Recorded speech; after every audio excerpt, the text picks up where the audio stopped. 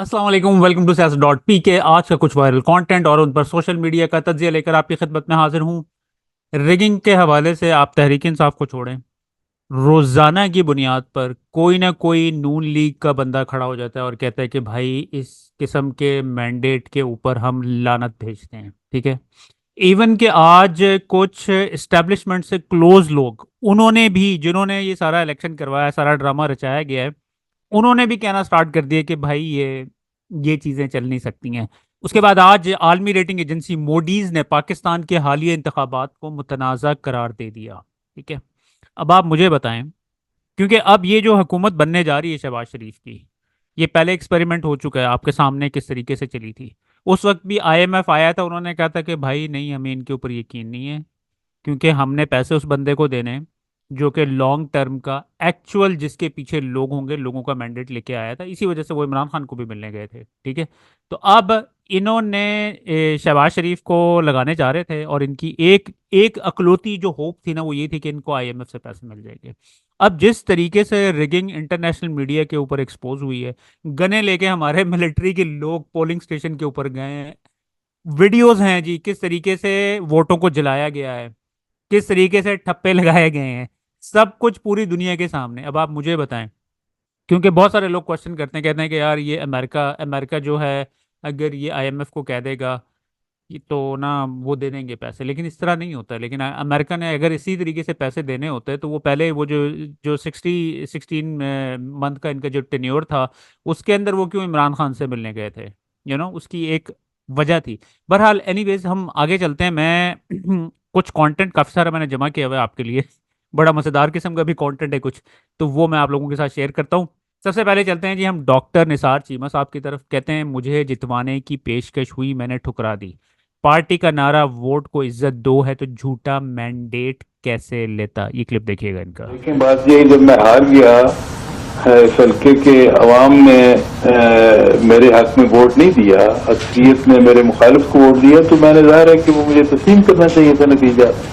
और मैंने फिर ये है कि फिर जो मेरे मुखालिफ थे वो जनाब हामिद नासिर चट्टा साहब के साहबजादे, तो मैं हामिद नासिर चट्टा साहब को मैंने फ़ोन करके मुबारक भी दी। ये कहा गया, पेशकश होती रही, लेकिन मैंने कहा कि नहीं, ये देखिए मेरा ज़मीर इजाज़त नहीं देता कि मैं जाली मैंडेट के साथ जो है मैं असम्बली में जाऊं। कि अवाम की राय को तस्लीम करना चाहिए। हमारा तो बयानिया ये रहा है ना कि वोट को इज्जत दो। वोट को इज्जत दो का मतलब ही ये है कि अवाम की राय का एहतराम किया जाए। उसके बाद फिर आपने कल मुस्तफ़ा कमाल साहब की वो जो ऑडियो लीक हुई थी, वो देख ली थी। उसके बाद दूसरी आज फिर एक और टसूरी साहब की हो गई है। इस हवाले से रिजवान गलजाई साहब कहते हैं, एक कहता है तुम 100% जाली हो, दूसरा कहता है ऐसा ना कहो वरना मैं बता दूंगा कि तुम 200% जाली हो। ऐसे फ्रॉडियों को पाकिस्तान के ऊपर मुसल्लत करना कौम और मुल्क के साथ दुश्मनी है। अच्छा जी, उसके बाद खाकाना बासी साहब, former prime minister from PMLN. अब यानी कि आप देखें ना कि ये पूरा इंटरनेशनल मीडिया, ऑब्जर्वर्स, आईएमएफ, ये सबको सुन रहे हैं ना। वो इमरान खान को चले कहें भी वो तोहमत लगा रहे हैं, लेकिन अब उन्हीं की पार्टी का फॉर्मर प्राइम मिनिस्टर रोजाना मीडिया के ऊपर बैठकर उनके ऊपर इल्जाम लगाता है कि भाई मैंडेट कुछ नहीं, हम चोरी करके इक्तदार में आए हैं। फिर कहते हैं जब फॉर्म 47 जीता है तो मुल्क हार जाता है। ये छोटा सा चक निकाला, ये देखिएगा। नहीं पड़ता। हमने फैसला कर लिया कि हमने इक़्तिदार करना है हर कीमत सर चोरी करके मान जाएं भी, और चोरी करके करेंगे इक़्तिदार, कोई बात नहीं। वो हमने वो छोड़ दी है वो सब बातें। ये छोटी मोटी जो बातें हैं ना, मोरालिटी क्या है, इक़्तिदार कैसे होता है, ये सब छोड़ दिया हमने।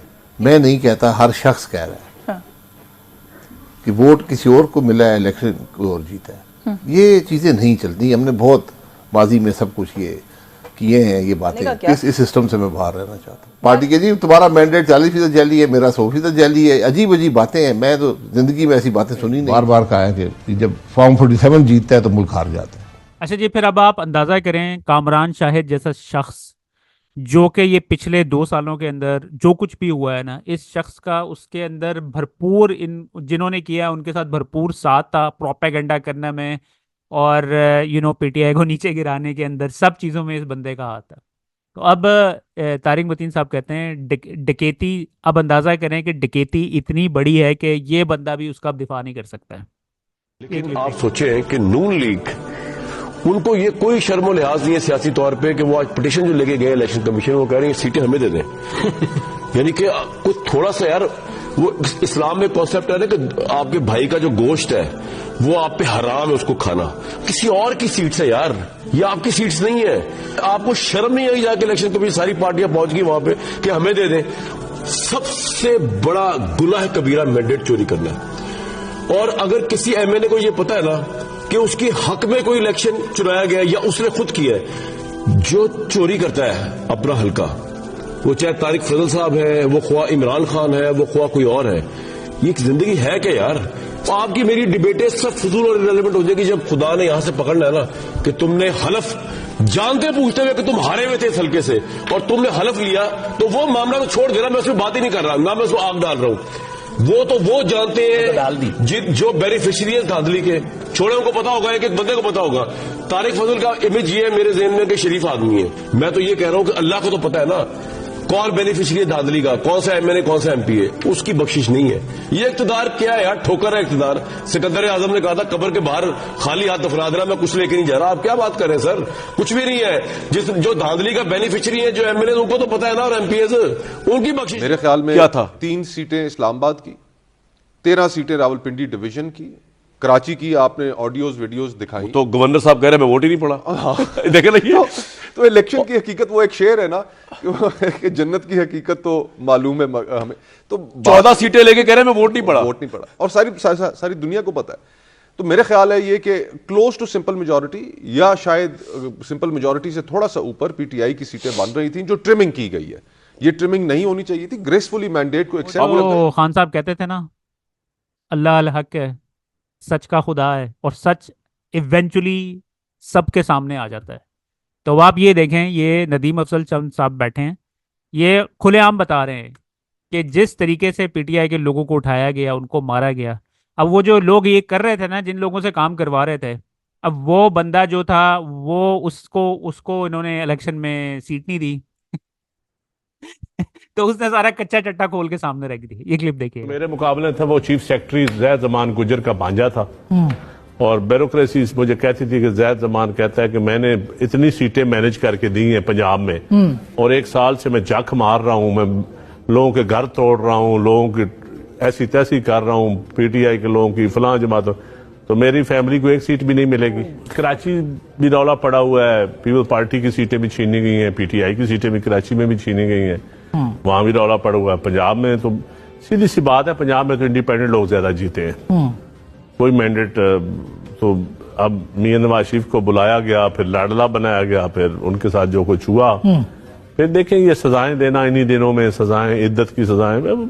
उसके बाद असद तूर साहब, जिनको ऑब्वियसली 2 दिन पहले जब गिरफ्तार किया गया है, तो उनके जो है ना क्लिप्स मंजर आम पर आना स्टार्ट हो गए। अब ये देखें, ये छोटा सा चंक है, 30 सेकंड का क्लिप है, इसमें वो सारा का सारा जो इल्जाम है ना, वो काजी फायज ईसा के ऊपर डालते हैं। काजी फायज ईसा ने जो किया है वो हम लोगों को भी बड़ा ऑब्वियस नजर आ रहा था, लेकिन वो पीटीआई को लेवल प्लेइंग फील्ड का चीफ जस्टिस काजी फायज ईसा ने देनी थी, उन्होंने तो फौज को लेवल प्लेइंग फील्ड बना के दिया, क्योंकि फौज से मैनेज नहीं हो रही थी पीटीआई शहरों में, उसका वोट वो नहीं तोड़ पा रहे थे, नहीं रोक पा रहे थे। तो फिर इस मौके पर चीफ जस्टिस काजी फायज ईसा ने वो लेवल प्लेइंग फील्ड उनको क्रिएट करके दिया फौज को। तो पीटीआई मांगने अपने लिए लेवल प्लेइंग फील्ड आई थी, लेकिन फौज को दिलवा के चली गई। Thank you to chief justice Qazi Faez. अच्छा जी, फिर उसके बाद ये जो रिकॉर्ड, ये जो ऑडियोज लीक हुई हैं पिछले 2 दिनों के अंदर, अब कायरा साहब जो हैं पीपल्स पार्टी से ये ताल्लुक़ रखते हैं, इनके अंदर एक खासियत है कि ना, ये क्योंकि अगर मेजॉरिटी लोगों को अगर आप देखते हैं ना, तो उनके चेहरे के एक्सप्रेशन, यानी कि अगर मैं झूठ बोलूँ ना पर्सनली, तो मैं बहुत क्विकली एक्सपोज हो जाता हूँ। मैं घर आके अपनी बहनों के सामने, फैमिली के सामने कोई ऐसी बात करूँ ना, तो 2 मिनट में तो पता चल जाता है कि नहीं, ये बंदा सही नहीं बात कर रहा है। लेकिन कायरा साहब की क्या खसूसियत है? उनकी खसूसियत ये है कि वो ऐसा पोकर फेस और सीरियस फेस बनाते हैं, और फिर उसके बाद जो है ना, केले को भी ना सेब साबित कर देंगे। इनकी इस किस्म की पर्सनैलिटी है। तो अब आपको याद होगा कि इनका 18-19 साल का बेटा था, तो वो भी फौत हुआ। लेकिन लेकिन इस शख्स के अंदर जो है ना, यानी कि कोई थोड़ा बहुत भी जो होता है ना, बंदा को होता है कि एक ट्रेजेडी होती है तो बंदा कहता है कि यार अब मैं ना सही रास्ते में जाऊंगा, लेकिन इनके अंदर कुछ भी चेंज नहीं आई है। तो ये देखें किस तरीके से ये ना डिफेंड कर रहे हैं, वो जो ऑडियोज लीक हुई है ना, वो एक्सपोज कर रही है कि रिगिंग हुई है, उसको भी जो है ना इन्होंने बड़े आला तरीके से, यानी कि आप कोई आम बंदा देखेगा वो कहेगा कि यार ठीक है यार, ये बंदा शायद सही बात आप कर। बताइए कायरा साहब, ये लीक्ड ऑडियो जो है इसके अंदर भी वोट फ्रॉड का जिक्र है कि कराची का मैंडेट स्टोलन है। मलिक साहब, पहली गुजारिश ये है कि ये जो ऑडियो दोनों लीक हुई हैं, ये मैं डायलॉग का हिस्सा रहा हूं, तो डायलॉग में तो ऐसा कुछ नहीं था। बस सवाल ये है कि क्या ये बात उनको मुस्लिम लीग की लीडरशिप ने कही है, यानी पार्टी की तरफ से कहा गया है कि हमें दूसरी पार्टी की डिमांड है? उस टीम जो नेगोशिएटिंग टीम है उसने इनको बातें कही? ये बात इस तरह नहीं हुई। मैं इसलिए दोबारा दोहराता हूं कि क्या उनको ये कहा गया है कि पीपल्स पार्टी की लीडरशिप की तरफ से ये डिमांड है कि एमकेएम को साथ ना मिलाया जाए? नहीं, ये तासुर उनको मिला। तासुर मिला।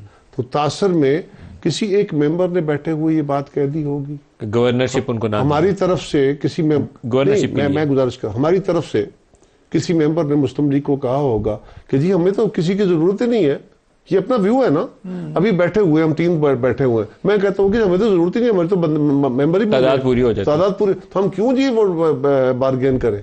तो ये डजंट मीन्स कि हमारी तीनों की राय आ गई। ये किसी जमात की राय नहीं है, ये किसी जमात के लीडर की तरफ से उन्हें कन्वे नहीं हुई। वहां पे भी डिस्कशन में डायलॉग के अंदर होता है, वो हो सकता है किसी ने प्रेशर के तौर पे इस्तेमाल कर दिया हो कि वो तो हमें कहते हैं जरूरत ही नहीं है, आप हमसे ये मांगते हैं। अच्छा जी, वो जो मैंने बात की थी ना आप लोगों से कि वो जो भी थोड़ी देर पहले मैंने कहा ना कि अल्लाह अल हक है, बेशक अल्लाह अल हक है, उसकी मिसालें अल्लाह ताला जो है ना पूरी दुनिया में हमें हर वक्त दिखाता रहता है। अब इन्होंने इल्ज़ाम लगाया था कि रेडियो पाकिस्तान के ऊपर 9 मई का इल्ज़ाम, अब वो सारे जो है ना सारी चीज़ें एक्सपोज होकर सामने आना स्टार्ट होगी, उन्हीं के लोग जो है ना उसको एक्सपोज कर रहे हैं कि भाई वर्दियों में बंदे गए और उन्होंने ये जो रेडियो पाकिस्तान की बिल्डिंग को जलाए गए थे ना, तो ये एमल वली खान साहब की जो है ना ये तकरीर आज बड़ी सर्कुलेट कर रही थी सोशल मीडिया पे, ये ज़रा सुनिएगा। अगर काजी आजाद है, अगर काजी उल कज़ा आजाद है, तो कम से कम जनाब चीफ जस्टिस काजी फायज ईसा साहब एक कमीशन बना के ये तारीखी रेडियो पाकिस्तान का ही पूछ ले कि रेडियो पाकिस्तान वर्दी वालों ने वर्दी में जलाया था कि नहीं, वर्दियां उतार के इसको जलाया था। अच्छा, आज ये मियां साहब का एक और क्लिप सर्कुलेट कर रहा था, इसमें कहते हैं मियां साहब आपकी हुकूमत आ गई है, क्या आप अपने वादे के मुताबिक जनरल बाजवा और जनरल फैज के खिलाफ कार्रवाई करेंगे? और फिर मियां साहब की कुगी बंद हो गई।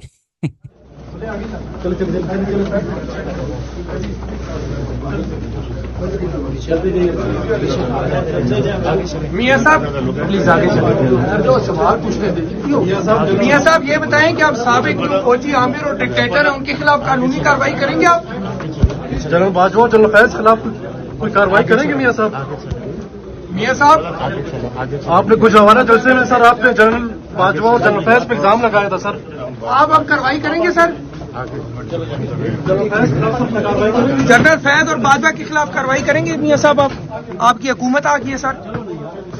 अच्छा जी, उसके अलावा आज मुजम्मिल असलम साहब की उन्होंने जो बैरिस्टर गौहर के साथ एक प्रेस कॉन्फ्रेंस की है वो भी बड़ी सर्कुलेट कर रही थी, स्पेशली ये जो इनका स्पेसिफिक पार्ट है, क्योंकि इस इशू को इससे पहले पीटीआई के किसी लीडर ने ना इस तरीके से पाकिस्तानियों को नहीं बताया। तो वो कहते हैं कि बार बार पाकिस्तान की खातिर इमरान खान ने IMF प्रोग्राम के लिए हामी भरी, सैकड़ों मुकदमात के बावजूद IMF के डायरेक्टर्स को ऑर्डर थे कि तहरीक इंसाफ के हामी के बगैर प्रोग्राम नहीं दिया जाएगा। ये छोटा सा चंक मैंने निकाला, ये देखिएगा। और उमर साहब बात करेंगे, आपकी नॉलेज में होनी चाहिए बात। IMF ने हमसे राब्ता किया, मैं सऊदी अरब हज पे था, हमसे राब्ता किया, उस वक्त ना हम कौमी असेंबली में थे ना सूबाई असेंबली में थे। पाकिस्तान की तारीख, मैं भी 20 साल से मईशत को कवर करता हूं, पाकिस्तान की तारीख में पहली दफा IMF ने बोला कि हम आप लोगों से मिलना चाहते हैं, हमारे बोर्ड ऑफ डायरेक्टर्स कह रहे हैं कि इमरान खान और PTI से कंसेंट लो, अगर पाकिस्तान को 9 माह का प्रोग्राम देना है तो इमरान खान की कंसेंट होगी तो प्रोग्राम दिया जाएगा। जमान पाक में मीटिंग हुई जिसमें उमर भाई भी थे, शाह महमूद कुरैशी साहब भी थे और शौकत तरीन साहब भी थे। 1.25 घंटे की मीटिंग में आईएमएफ से पूछा कि आप ये प्रोग्राम क्यों देना चाहते हैं। उन्होंने कहा कि पाकिस्तान को अगर हमने इस वक्त प्रोग्राम नहीं दिया तो पाकिस्तान दिवालिया हो जाएगा। तो खान साहब ने कहा तो दे दें। उन्होंने कहा हमारे बोर्ड ऑफ डायरेक्टर्स की गाइडलाइंस है कि पीटीआई की कंसेंट लें, अगर पीटीआई की कंसेंट नहीं होगी तो ये प्रोग्राम नहीं होगा। उस वक्त खान साहब पॉलिटिकली 200 मुकदमे हो चुके थे, बहुत चीजें हो चुकी थी, उन्होंने उसको साइड पे रखा, प्रोग्राम की कंसेंट दी। खान साहब ने पूछा कि ये प्रोग्राम है क्या। उन्होंने कहा 9 महीने का प्रोग्राम है, 3 हिस्सों में। पहला हिस्सा पीडीएम, दूसरा हिस्सा केयर टेकर, तीसरा हिस्सा नई गवर्नमेंट जब केयर टेकर आएगी, सॉरी नई गवर्नमेंट आएगी उसको हम किस देंगे। खान साहब ने उस पर जवाब में बोला कि क्या गारंटी है कि इलेक्शन हो जाएंगे। उस वक्त नवंबर में इलेक्शन होने थे। आईएमएफ ने कहा कि नवंबर में हमें हुकूमत ने कहा कि इलेक्शन होंगे। आईएमएफ खान साहब ने कहा कि can you guarantee free fair and timely election. तो उन्होंने कहा ऑब्वियसली ये जो आखिरी पार्ट है, जो तीसरा जिसमें हमने आखिरी केस जारी करनी है, वो नई हुकूमत को उसी वक्त मिलेगी जब नई हुकूमत बनेगी। यहां बात खत्म नहीं होती। नवंबर में पहला रिव्यू होता है इस प्रोग्राम का। पहला रिव्यू होता है, आईएमएफ पाकिस्तान आती है 2 नवंबर को। 4 या 5 नवंबर को, ये शायद आप लोगों के लिए आज पहली दफा बात में मैं कर रहा हूं, 4 या 5 नवंबर को आईएमएफ ने फिर पीटीआई से राब्ता किया और बोला कि आईएमएफ के बोर्ड ऑफ डायरेक्टर्स की रिक्वायरमेंट है आप लोगों से मिलने की। मैंने जो है पैगाम भिजवाया कि जी उस वक्त तो इमरान खान साहब जेल में नहीं थे, अब वो जेल में है और बाकी लीडरशिप हाइडिंग में है, मुमकिन नहीं हो सकता। उन्होंने 15 नवंबर को रिव्यू मुकम्मल किया, जिसकी किस 7 दिसंबर को जारी होनी थी, वो जारी नहीं हुई। बोर्ड ऑफ डायरेक्टर्स ने कहा जब तक पीटीआई की लीडरशिप से नहीं मिलेंगे उस वक्त तक ये आगे किस नहीं चलेगी। फिर हमारे बैरिस्टर साहब उनसे एक इनफॉर्मली मिले और ये भी शायद मीडिया में डिस्क्लोज हुई होगी बात। उसके बाद 11 जनवरी को किस जारी हुई। अगर ये पीटीआई जून में ताउन ना करता उस वक्त इमरान खान साहब और दिसंबर में ये ना मिलते तो ये प्रोग्राम को सपोर्ट नहीं मिलती। अब रहा आखिरी हिस्सा जो बहुत ही इंपॉर्टेंट है, जो सारे लेटर की बुनियाद है, कि उन्होंने कहा कि जब मैंडेटेड गवर्नमेंट आएगी तो उसको जो है हम अलाउ करेंगे, उसके साथ हम नेगोशिएट करेंगे। अब हमें यहां लगता है कि जो ये सारा कुछ अभी उमर भाई भी बताएंगे कि ये इलेक्शन और आप लोगों से भी ढकी छुपी बात नहीं है, वो बात हमने आईएमएफ को रिमाइंड करानी है। आखिरी में सिर्फ मैं आपको एक सिर्फ मूडीज जो पाकिस्तान की रेटिंग एजेंसी पाकिस्तान की रेटिंग करता है, वो क्या कह रहा है कल, उसके सिर्फ आप 2 जुमले सुन लें, फिर उसके बाद मैं उमर भाई आपको हैंड ओवर करूंगा। मूडीज ये कहता है कि Pakistan there is a high uncertainty around the newly elected government, willingness and ability to quickly negotiate new programs soon. The forthcoming coalition government electoral mandate may not be sufficient strong to pursue the difficult reforms that will likely to earn the successor program. यानी कि नया programme को earn करने के लिए नई government में भी कोई कैपेसिटी नहीं है। एक सिर्फ आपको बात बता दूं कि ये प्रोग्राम जो अभी चल रहा है ये 30 मार्च को खत्म होगा। आज से 1 महीना फिर दोबारा कमर जमान कायरा साहब की तरफ आ जाते हैं, तो कहते हैं कि जी इमरान खान को बड़ा क्रिटिसाइज कर रहे हैं कि उन्होंने खत लिख दिया और पता नहीं कि गद्दारी हो गई और ये हो गया। अच्छा, तो फिर इस हवाले से 2007 का मोहतरमा बेनज़ीर भुट्टो का एक क्लिप सर्कुलेट करने लग गया सोशल मीडिया के ऊपर, जिसमें वो अमेरिका को कह रही हैं कि पाकिस्तान को उस वक्त उन्होंने $6 बिलियन दिए थे, उन्होंने कहा इनकी इमदाद रोक दें क्योंकि यहाँ पर ये हिसाब नहीं दिया जा रहा है, पाकिस्तानियों को नहीं पैसे मिल रहे हैं। ये क्लिप देखिए। ये $6 अरब जो है इसका अक्सर हिस्सा पाकिस्तान को मिल रहा है। इसका हिसाब किताब पाकिस्तान के पार्लियामेंट को नहीं मिल रहा। हम चाहते हैं कि इसका हिसाब किताब पाकिस्तान के पार्लियामेंट को दिया जाए, क्योंकि ये पैसा कोई फर्द को नहीं दिया जा रहा है, ये पैसा कोई हुकूमत को नहीं दी जा रही है, ये पैसा रियासत पाकिस्तान को दिया जा रहा है। और जब रियासत पाकिस्तान को दिया जा रहा है तो ये पब्लिक फंड्स हैं और इनकी public accountability through the parliament होनी चाहिए। जाहिर है अगर हम उसके बाद फिर मरीम नवाज की जो पीआर कैंपेन है वो जारी है। इन पीआर वीडियोस के ज़रिए, क्लिप्स के ज़रिए, पिक्चर्स के ज़रिए लोगों के दिलों में मरीम नवाज की मोहब्बत भरने की कोशिशें जारी हैं लेकिन सूरत हाल ये बनी हुई है कि लोग जो है ना उनकी जो हरकतें कर रहे हैं, यानी कि चीफ मिनिस्टर साहिबा जो बनी हुई हैं, क्योंकि मैंडेट तो इनको मिला नहीं, अपनी सीट ये जीत नहीं सकी हैं। तो अब इन स्टंट्स के ज़रिए लोगों का दिल जीतने की कोशिश कर रही हैं वो। तो ये छोटी सी मैंने कंपाइलेशन की है जो आज, क्योंकि सिर्फ यही कर रही होती हैं, कभी इधर जा रही हैं, कभी हॉस्पिटल जा रही हैं, कभी बच्चों से मिल रही हैं, ये काम कर रही हैं बेसिकली। पैसे पूसे तो है नहीं, तो इसी तरीके से जो है ना लोगों के दिल जीतने की कोशिश कर रही हैं। तो ये एक कंपाइलेशन है, ये देखिए। क्या हो गया? क्या हुआ? ये गिर गया मैडम आज। कहाँ से गिर गए हो? बताओ मैडम। झूले से भाभी आ जाओ। झूले से गिर गए हो? अस्सलाम वालेकुम। क्या हुआ इसमें? ये ना बेटा आज ना ट्यूशन से छुट्टी थी तो ये खेलने गया तो गिर गया। बाजी कहाँ रहते हैं? पेन किलर दिया है? राणा साहब की बैग जी में। नहीं। अच्छा अच्छा। ये बेहतर है। क्या नाम है? हैं? नाम बताओ ना आप। मोहम्मद रुहान। तो मोहम्मद रुहान, आप ब्रेव बच्चे हो, आप बहादुर बच्चे हो, रोना नहीं है, ठीक है? कभी कभी हो जाता है, कोई बात नहीं, ठीक है? बहुत बुरी तरह था, अल्लाह ताला से काफी टेढ़ी थी। ठीक हो जाओगे बिल्कुल, रोना नहीं है, बोलो नहीं रहूंगा। काफी फीवर और फ्लू के साथ आए थे बारी। जी जी अभी इनकी काफी क्रिटिकल। कोई शिकायत है आपको?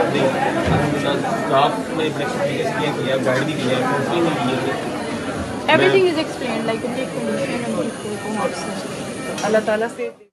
उसके बाद फिर उसके बाद फिर ये शायद मियां साहब का क्लिप आपने देख ही लिया होगा। मलिया हाशमी साहिबा इसके बारे में कहती हैं video of the day. Pakistan भर में अगर अवामी मंसूबों और अवामी खुशहाली और तरक्की के मंसूबों की तख्तियां गिनी जाएं तो शायद महीने लग जाएंगे, वो तख्तियां नहीं गिनी जाएंगी। वो है उसका नवाज शरीफ, मोहम्मद नवाज शरीफ। मगर उसके बदले में आपको क्या मिला कि आपका हुकूमत का तख्ता उलट दिया गया कि ये शख्स। उसके बाद जो नून लीग के दानियाल अजीज साहब कहते हैं नवाज शरीफ हमें, यानी कि अब ऑब्वियसली ये इलेक्शन आज़ाद लड़े थे, क्योंकि बिल्कुल इलेक्शन से पहले आपको याद होगा यार ये किस तरीके से जो है ना उनकी वकालत करते होते थे PMLN की, और दिलो जान के साथ जोर लगा लगा के। तो आज ये कहते हैं कि नवाज शरीफ हमें बेवकूफ़ ना बनाएं, प्लीज़ ज़रा मेहरबानी करके वो प्लान भी बता दें जिससे गोभी का फूल सस्ता हो जाएगा। लोगों से बिजली के बिल और गैस के बिल तो नहीं दिए जाने, तो ये क्या हमें बता रहे हैं कि हम हेलीकॉप्टर फलाना। तो आज मियां नवाज शरीफ साहब ने भी कहा कि बहुत मुश्किल हालात हैं, लेकिन साल 1.5 साल 2 साल में काबू कर लेंगे। यकीन कर लें उनकी बड़ी अच्छी बात है। साल 1.5 साल का प्लान जरा बता दीजिएगा, हमें बेवकूफ ना बनाए प्लीज। बजट कैसे देंगे? मैं कह रहा हूँ कि जो आप साल 1.5 साल की बात कर रहे हैं कि गोभी का फूल जो है वो सस्ता हो जाएगा, वो काइंडली जरा प्लान बता देना, मेहरबानी कर दें हम पे।